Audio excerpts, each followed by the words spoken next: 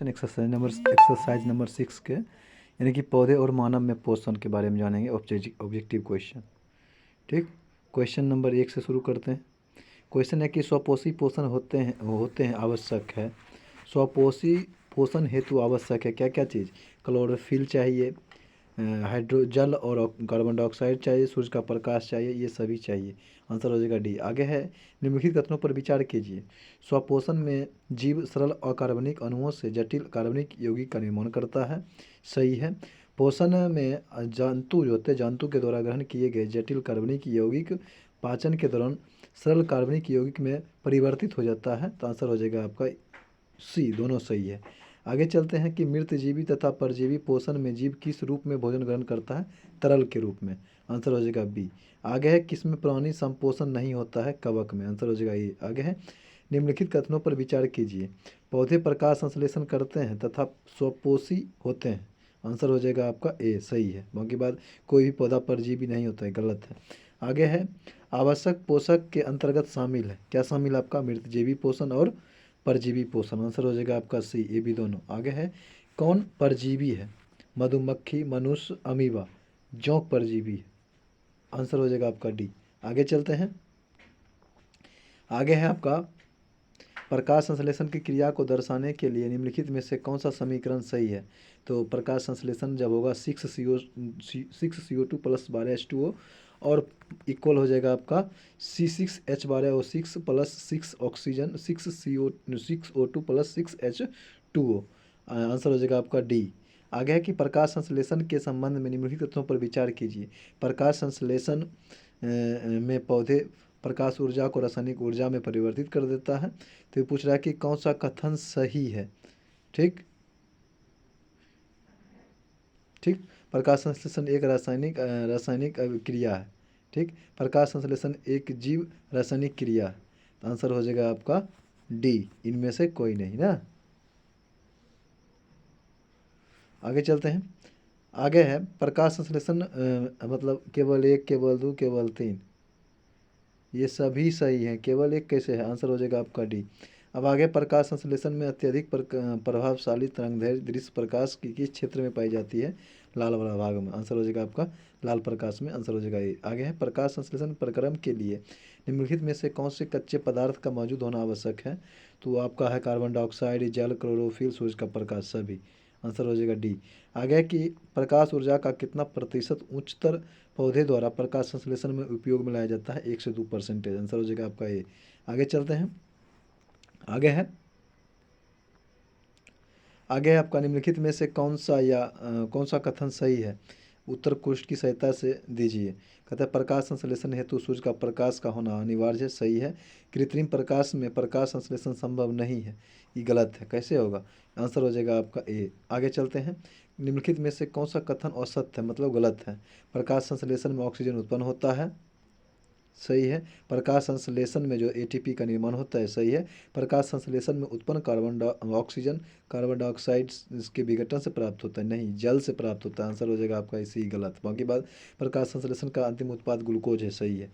आगे चलते हैं। प्रकाश संश्लेषण में ऑक्सीजन कहाँ से मुक्त होता है? जल से। हो गया आगे आगे क्वेश्चन। आंसर हो जाएगा बी। आगे की प्रकाश संश्लेषण का नियंत्रण कारक या सीमांतक कारक कौन सा है? CO2। आंसर हो जाएगा आपका ए। आगे है, पौधे द्वारा मिट्टी से अवशोषित जल का कितना प्रतिशत भाग जो है ना प्रकाश संश्लेषण में उपयोग होता है? लगभग 1%। आंसर हो जाएगा आपका ए। आगे, पृथ्वी पर अधिकांश ऑक्सीजन किसके द्वारा उत्पादित किया जाता है? शैवालों के द्वारा। आंसर हो जाएगा ए। आगे, प्रकाश संश्लेषण की प्रकाशीय प्रक्रिया हरित लवक के किस हिस्से में होता है? ग्राना वाला भाग में कि छिद्र वाला भाग में? आंसर हो जाएगा बी। आगे चलते हैं। प्रकाश संश्लेषण की अप्रकाशीय प्रतिक्रिया हरित लवक के किस हिस्से में होती है? एस्ट्रोमा, ग्रेना या एस्ट्रोमा। आंसर हो जाएगा आपका बी। आगे चलते हैं। प्रकृति में ऑक्सीजन का संतुलन कैसे बना रहता है? तो प्रकाश संश्लेषण के द्वारा। आंसर हो जाएगा सी। आगे चलते हैं। प्रकाश संश्लेषण की अंत प्रक्रिया कब होती है? रात और दिन दोनों में, जब तक NADPH2 प्लस उपलब्ध रहे। आंसर हो जाएगा आपका डी। आगे चलते हैं। आगे, प्रकाश संश्लेषण में O2 की उत्पत्ति किससे होती है? जल से होती है। आंसर हो जाएगा बी। आगे है कि कवकों में किस प्रकार का पोषण पाया जाता है? तो अवशोषक पोषण पाया जाता है। आंसर हो जाएगा सी। आगे, प्रकाश संश्लेषण के दौरान ग्लूकोज का निर्माण हरित लवक के किस भाग से होता है? तो वही ना, एस्ट्रोमा या एस्ट्रोमा वाला भाग। छिद्र वाला भाग। आगे चलते हैं, आंसर हो जाएगा आपका बी, ग्रेना और एस्ट्रोमा। ऐसे आंसर होना चाहिए सी दोनों, लेकिन एस्ट्रोमा देने हैं। आगे चलते हैं, ग्रेना और एस्ट्रोमा। आगे है, निम्नलिखित कथनों पर विचार कीजिए। क्लोरोफिल को प्रकाश संश्लेषण इकाई कहते हैं, सही है। हरित लवक को प्रकाश संश्लेषण का अंग कहते हैं, ये भी सही है, दोनों सही है। आंसर हो जाएगा सी। प्रकाश संश्लेषण द्वारा हरे पौधे पैदा करते हैं कार्बनिक द्रव। आंसर हो जाएगा आपका ए। आगे है, निम्नलिखित कथनों पर विचार कीजिए। अधिकतर पौधे लाल तरंगदैर्घ्य में सबसे अधिक प्रकाश संश्लेषण करते हैं तथा नीला तरंगदैर्घ्य द्वितीय स्थान पर रहता है, ये भी सही है। पर पीली और हरी तरंगदैर्घ्य प्रकाश संश्लेषण में जो होता है सबसे कम प्रभावकारी होते हैं, यानी कि दोनों सही है। आगे चलते हैं, प्रकाश संश्लेषण में आंसर हो जाएगा आपका सी। आगे है, प्रकाश संश्लेषण में निम्नलिखित में से क्या नहीं होता है, यानी कि पानी का टूटना होता है, O2 का मुक्त होना होता है, CO2 का उपयोग होना होता है, लेकिन CO2 का मुक्त होना नहीं होता है। आंसर हो जाएगा बी। आगे, प्रकाश संश्लेषण विधि में गैसों यानी कि CO2 और O2 का जो होता है आदान प्रदान किस अंगों के द्वारा होता है, पत्ती के स्थित रंध्र यानी कि ग्रेना वाला भाग, छिद्र यानी कि रंध्र वाला भाग। आगे है, हरे पादपों में क्लोरोफिल के बनने के लिए निम्नलिखित में से कौन सा तत्व अनिवार्य है, मैग्नीशियम, Mg। आंसर हो जाएगा आपका बी। आगे है, कथन दिया है कि ए कई दिनों तक घास पर पड़ा हुआ ईंट का टुकड़ा हटाने पर आच्छादित भाग की घास पीली प्रतीत होती है, क्यों होती है, इसके बारे में जानेंगे। कारण है, हरित लवक प्रदान करने वाले क्लोरोफिल का संश्लेषण सूर्य के प्रकाश की उपस्थिति में होता है, यानी कि सही बात है, अगर नहीं होगा तो कैसे होगा, इसीलिए पीला हो जाता है। आंसर ए मतलब कथन ए तथा आर दोनों सही है, और आर ए की सही व्याख्या भी है। आगे चलते हैं, आगे है आपका कि कौन सा एक प्रक्रम प्रकाश संश्लेषण में सम्मिलित है। प्राप्तियम ऊर्जा स्थितिज ऊर्जा में परिवर्तित हो जाती है और संचित हो जाता है। आंसर हो जाएगा आपका बी। आगे चलते हैं, आगे है कि किस पादप की खाद्य फैक्ट्री कहा जाता है, पत्ता को। आंसर हो जाएगा आपका ए। आगे, प्रकाश संश्लेषण प्रक्रम द्वारा पौधे कार्बोहाइड्रेट का संश्लेषण करते हैं, या कार्बोहाइड्रेट जो है किससे मिलकर बना होता है, जानवे करते हैं, कार्बन, हाइड्रोजन, ऑक्सीजन से मिलकर बना होता है। आंसर हो जाएगा डी। आगे चलते हैं, निम्नलिखित कथनों पर विचार कीजिए। 30 से 35 डिग्री तापमान पर प्रकाश संश्लेषण की दर सबसे अधिक होती है, सही है। मतलब आगे, तापमान में परिवर्तन होने से प्रकाश संश्लेषण पर कोई प्रभाव नहीं पड़ता है, वह पड़ता है। आंसर हो जाएगा आपका ही केवल एक, सही है। आगे है क्वेश्चन, निम्नलिखित में से कौन सा या कौन से वर्णक प्रकाश संश्लेषण में सहायक होता है। आपका होता है chlorophyll A, chlorophyll B, xanthophyll तथा कैरोटीनाइड्स सभी। आगे हो जाएगा आंसर ए डी आपका। आगे चलते हैं, प्रकाश संश्लेषण के अप्रकाशिक अभिक्रिया का पूर्ण एवं विस्तृत अध्ययन सर्वप्रथम किस जीव वैज्ञानिक ने किया था, तो वो किया था आपका मेल्विन केल्विन। आंसर हो जाएगा आपका ए। आगे चलते हैं, प्रकाश संश्लेषण प्रक्रम के दौरान सर्वप्रथम होता है क्लोरोफिल के इलेक्ट्रॉन का प्रकाश के फोटोन द्वारा उत्तेजन। आंसर हो जाएगा आपका ए। आगे चलते हैं, आगे है कि प्रकाश संश्लेषण के दौरान किसका ऑक्सीकरण होता है, जल का। आगे है, निम्नलिखित में से किस वैज्ञानिक ने प्रकाश संश्लेषण में अपने योगदान हेतु नोबेल पुरस्कार जीता था, मेल्विन केल्विन। आंसर हो जाएगा आपका डी। आगे है कि कौन सा एक कारक प्रकाश संश्लेषण में जो है सीमाकारी नहीं होगा। आंसर हो जाएगा बी। आगे, प्रकाश संश्लेषण का प्रथम स्थिर यौगिक क्या है, फॉस्फोग्लिसरिक एसिड। आंसर हो जाएगा आपका सी। आगे है, प्रकाश संश्लेषण क्रिया में बाहर निकलता है ऑक्सीजन। आगे है, किस क्रिया के फलस्वरूप पौधों में ऑक्सीजन का निकास एवं कार्बन डाइऑक्साइड का अवशोषण होता है, परासरण में। आंसर हो जाएगा आपका डी, ए हो जाएगा, आंसर ए हो जाएगा। आगे चलते हैं, आगे की प्रकाश संश्लेषण में पौधे किस गैस का अवशोषण करते हैं, तो कार्बन डाइऑक्साइड को अपनी ओर खींचते हैं, अवशोषण करते हैं, O2 को छोड़ देते हैं, उसको अवशोषण कर लेते हैं। आगे की प्रकाश संश्लेषण में पर्णहरित की क्या भूमिका है, प्रकाश का अवशोषण करना। आंसर हो जाएगा आपका बी। आगे की प्रकाश संश्लेषण का अंतिम उत्पाद क्या है, जल है। आगे, सर्वाधिक प्रकाश संश्लेषी क्रियाकलाप कहाँ चलता है, प्रकाश के नीले व लाल वाले क्षेत्र में। आंसर हो जाएगा ए। आगे, क्लोरोफिल में कौन सा तत्व उपस्थित रहता है, मैग्नीशियम। आंसर हो जाएगा ए। आगे चलते हैं, आगे है कि प्रकाश संश्लेषण की क्रिया का प्रथम चरण होता है सूर्य के प्रकाश द्वारा क्लोरोफिल का उत्तेजन होना। आंसर हो जाएगा बी। आगे, प्रकाश संश्लेषण की दर सबसे अधिक होता है लाल रंग के प्रकाश में, प्रकाश संश्लेषण की दर सबसे कम होता है हरे रंग के प्रकाश में। आंसर हो जाएगा डी। आगे चलते हैं, प्रकाश संश्लेषण होता है केवल दिन में। आंसर हो जाएगा डी। आगे है निम्नलिखित कथनों पर विचार कीजिए। सूर्य प्रकाश के अभाव में यानी अंधेरे में प्रकाश संश्लेषण क्रिया नहीं हो सकता है। सही बात है। प्रकाश संश्लेषण के पूर्ण क्रियाविधि में प्रकाश की आवश्यकता नहीं पड़ती है। आंसर हो जाएगा आपका ए और दो दोनों सही है। आगे हरे रंग का पदार्थ जो पौधे में प्रकाश संश्लेषण करता है वह निम्नलिखित में से कौन सा है? क्लोरोफिल है। आंसर हो जाएगा ए। आगे है ऑक्सेनोमीटर का उपयोग किया जाता है वृद्धि मापने में। आंसर हो जाएगा बी। आगे है कि प्रकाश संश्लेषण के संदर्भ में निम्नलिखित कथनों पर विचार कीजिए। प्रकाश संश्लेषण की क्रिया द्वारा कार्बोहाइड्रेट तथा ऑक्सीजन गैस बनती है। सही है। पत्तियों के अलावे पादप के दूसरे हरे भाग में प्रकाश संश्लेषण होता है। आंसर हो जाएगा ए और दो दोनों सही है। आगे है कि कृत्रिम प्रकाश क्या है? प्रकाश संश्लेषण का कारण हो जाता है कृत्रिम प्रकाश। आंसर हो जाएगा आपका सी। आगे चलते हैं, आंसर सी हो जाएगा। आगे है कि कुछ वनस्पति जातियां कीटहारी होते हैं जो क्योंकि क्या होता है कि इनमें नाइट्रोजनी न्यून मृदा में उगने के लिए अनुकूलित होते हैं, इसलिए अपर्याप्त नाइट्रोजनी पोषण प्राप्त करने के लिए कीट पर निर्भर करती है। ठीक, आंसर हो जाएगा आपका बी। आगे चलते हैं।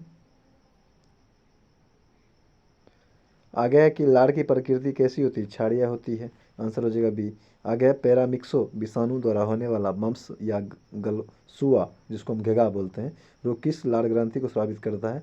पेरी पेरी पैरोटीड का आंसर हो जाएगा ए। आगे है टॉयलिन एंजाइम किस में मौजूद रहता है? लार में। आंसर हो जाएगा आपका सी। मनुष्य के मुख गुहा में कितनी जोड़ी लार ग्रंथियां पाई जाती है? 3। आंसर हो जाएगा सी। आगे लार में कौन से एंजाइम उपस्थित रहते हैं? टॉयलिन तथा लाइसोजाइम, ए बी दोनों। आगे चलते हैं। निम्नलिखित कथनों पर विचार कीजिए। भोजन का पाचन मुख गुहा से शुरू हो जाता है। सर्वप्रथम भोजन के कार्बोहाइड्रेट का अवयव का पाचन होता है। ए बी ये और दोनों कार्बोहाइड्रेट का भी पाचन होता है। आंसर हो जाएगा ए और दोनों सही है, सी हो जाएगा। आगे कौन कथन और सत्य है मतलब गलत है? कहता है कि लार भोजन की अम्लता को नष्ट कर उसे उदासीन बना देता है। जरूरी नहीं, मतलब ये सही बात है क्योंकि HCl क्या करता है उसको अम्लीय बना देता है। अब आगे उदासीन कर बना देता है। आगे कि लार में उपस्थित टॉयलिन एंजाइम भोजन में उपस्थित मंड को माल्टोज में बदल देता है। सही बात है। आगे भोजन में उपस्थित समस्त मंड को पाचन मुख गुहा से में ही होता है। आंसर सी गलत हो जाएगा आपका। मेढक तथा व्हेल मछली में लार ग्रंथियां नहीं पाई जाती, बिल्कुल सही है। दांत के किस हिस्से में रुधिर वाहिनी संयोजक उत्तक और संयोजी उत्तक तथा तंत्रिका सूत्र भरी रहती है? मज्जा गुहा में। आंसर हो जाएगा आपका ए। आगे चलते हैं। आगे है आपका कि मनुष्य के मुख गुहा में कितने प्रकार के दांत होते हैं? 4 प्रकार के।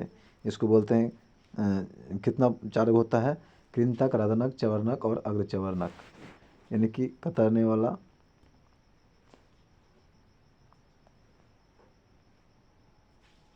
आगे चलते हैं। मनुष्य के मुख गुहा में किस प्रकार के दांत सबसे कम होता है? कैनाइन। दांत का अधिकांश हिस्सा तैयार करता है दंतास्थि। आंसर हो जाएगा बी। आगे चलते हैं। दांत के ऊपरी भाग में स्थित कैल्शियम फास्फेट के बने परत को क्या कहते हैं? इनामेल। आंसर हो जाएगा आपका ए। आगे है कि निम्नलिखित कथनों पर विचार कीजिए। हाँ, कहता है कि दांत का ऊपरी परत इनामेल होता है। सही है। आगे है आपकी इनामेल मानव शरीर का कठोरतम भाग होता है। सही है।